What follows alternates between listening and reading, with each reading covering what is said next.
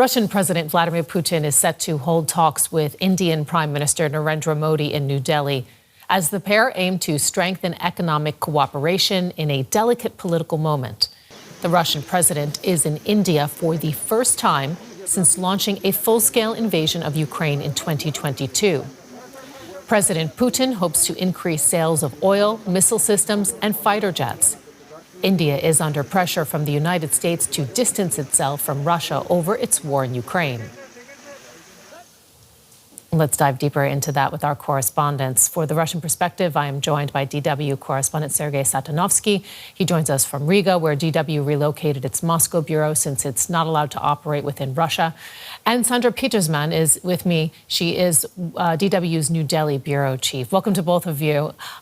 Sandra, I'd like to begin with you because Putin, he was given this very warm, this very ceremonial welcome in India.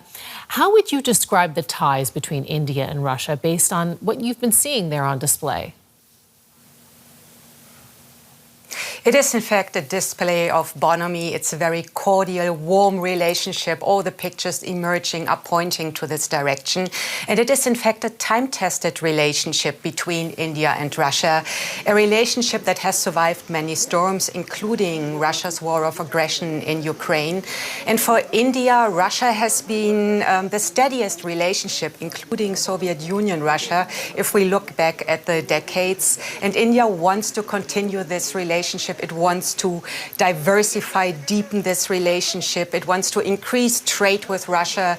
It wants to explore the Arctic with Russia. It wants to deepen the defense cooperation that is already very deep and existing, because Russia has been there when other countries were not at a very early stage, has been proving itself as a very reliable partner. This is how India views Russia even today. And also, let's not forget, India is very keen on guarding its strategic autonomy. It sees the world as a multipolar world, not necessarily a US-led Western world order. And then in this multipolar world, that includes definitely, from an Indian point of view, its very reliable partner, Russia. And it is Putin's first visit to India since the start of the war in Ukraine. And with that, Sergei, I'd like to ask you, how critical indeed is this visit for Putin?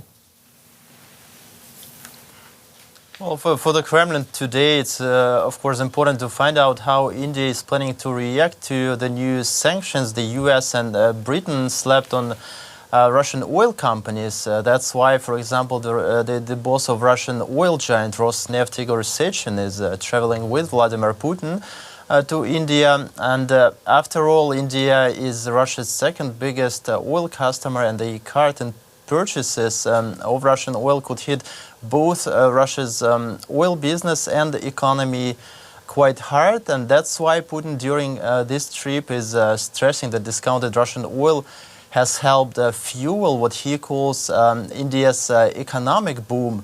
So basically the future of India-Russia oil cooperation in this sense will depend on two things: how far India is ready to go to dodge the sanctions, the US and British sanctions, and keep buying Russian oil, and of course, how closely the US is going to police those sanctions. And this might be basically the key issue Putin wants to discuss with Modi today.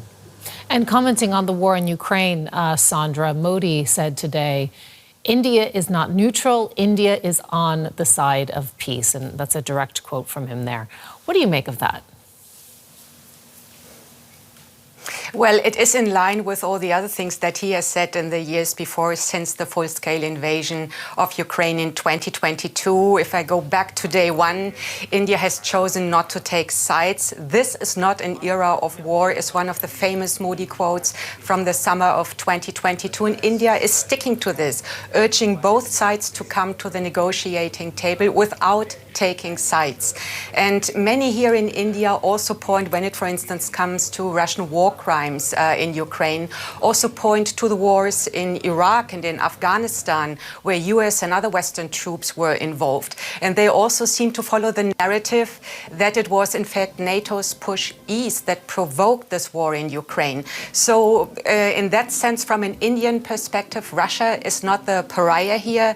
And in the current media reporting around this visit, you will be hard-pressed to find any mention of war crimes or alleged Russian war crimes in Ukraine. So to sum it up, India seeks this balancing act, this delicate balancing act, staying close to Russia, while at the same time trying to negotiate with the EU and the United States as it comes to bilateral trade agreements and doing something about this massive tariffs of 50% that the United States slapped on India because of its continued purchase of Russian crude oil, which will necessarily go down because of the new sanctions and added secondary sanctions from the European that take effect in January 1st.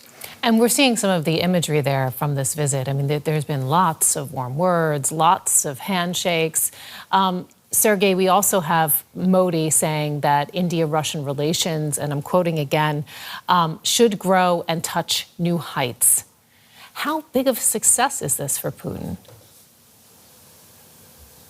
Well, it definitely is a success for Putin, at least a propagandistic success, and it certainly was one of the reasons for this visit, which we can call the optics.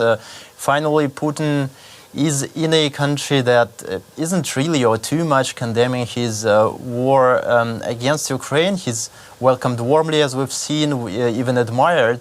And the Russian state media is making the most of it, showing viewers in Russia, but also abroad, that Putin is still liked abroad, and therefore, in their words, he's doing the right thing, even, and of course, especially in Ukraine. But Putin has also another propagandistic goal today, which is driving a wedge between India and the West. You can see in his public statements how he doesn't just praise India's economy. He also adds that some might not be happy about this success, and clearly, of course, hinting at the West. And his message here can be read clearly, which is only Russia is India's true friend.